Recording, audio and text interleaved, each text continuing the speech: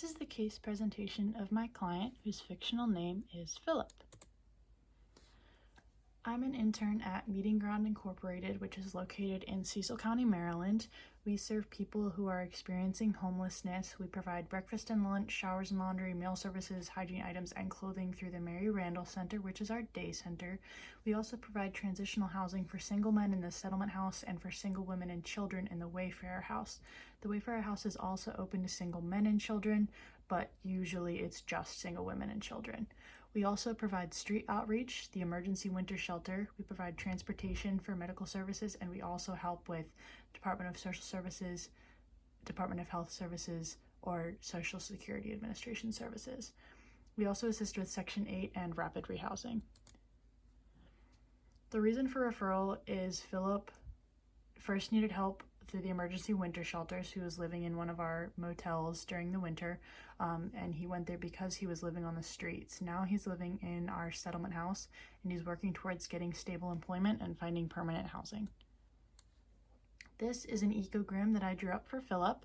So Philip has strong connections with the people who have double lines, and he has weak or broken connections with the people who have lines with slashes through them. So Philip is close to his older son, his daughter, his sister, his daughter-in-law, his psychiatrist, and then he has a broken relationship with his ex-wife, and he has a broken relationship with his younger son.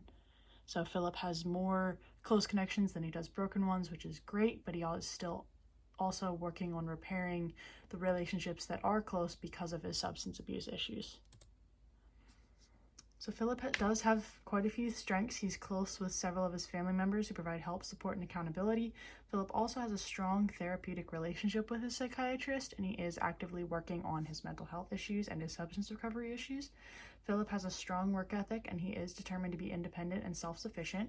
Philip's looking to get back into a church so that he can have a spiritual support system. He used to go to church, and he doesn't anymore, but he did bring up to us that he's looking to get back into going to church. He's also willing to attend a recovery support system suggested by one of our staff, and he is very compliant with any suggestions or requests from staff members, just as far as what he could do to further his recovery.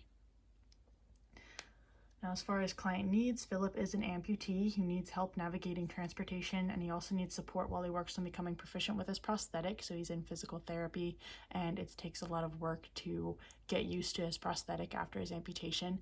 Philip is in recovery from substance abuse, while several other residents of the house are in active use. So you need to make sure that Philip is able to maintain his sobriety while he's living in a residence in which there are several people who are still in active use. Philip also has mental health concerns, including PTSD, anxiety, depression, and insomnia. He has quite a few medications he needs to take. Philip also has an ongoing legal issue that still needs to be addressed, and Philip is in need of an ID so that he can find employment, and he does need to find an employer that will provide accommodations for his disability as he is an amputee.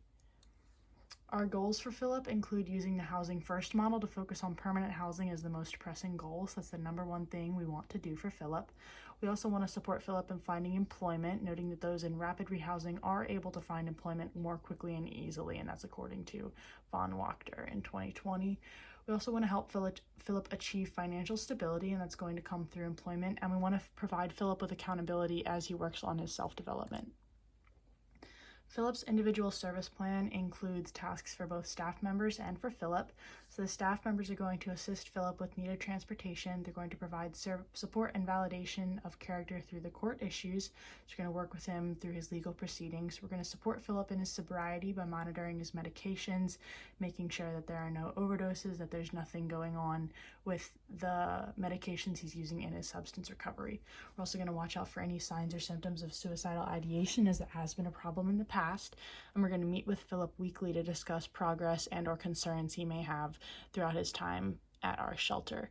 Now, Philip is going to search for available housing and job opportunities. He's going to discuss them with staff members weekly. That is a requirement we have at the settlement house, that residents need to meet weekly with staff members in order to discuss their progress and anything that might be going on.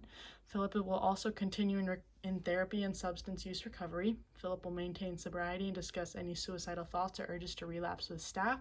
Philip is going to address his legal concerns with the help of staff, and Philip will also begin saving half of all incoming funds once employment is secured. Some discussion questions I have for the class include what could be some helpful resources for staff members to refer to as they assist a client who is an amputee. Some of us are slightly newer staff members, as I'm an intern and I have little experience, and some of our other staff members are also new, and we may not have had experience with clients who are amputees or who have a physical disability that requires extra help, so we're just looking for some additional resources. We're also wondering in what ways could staff members encourage self-determination while still suggesting that Philip take care of his legal issues sooner rather than later. We're not trying to push Philip in any direction or another, but we do just want to provide support and guidance through these issues. Another question would be, how can staff members provide needed assistance for Philip while still allowing for independence and dignity as he navigates with his crutches? Because we want to provide him with as much support as possible, but we also want him to become independent, to become proficient with his prosthetic, and we want him to be, as independent and autonomous as possible. These were the references that I used in this presentation.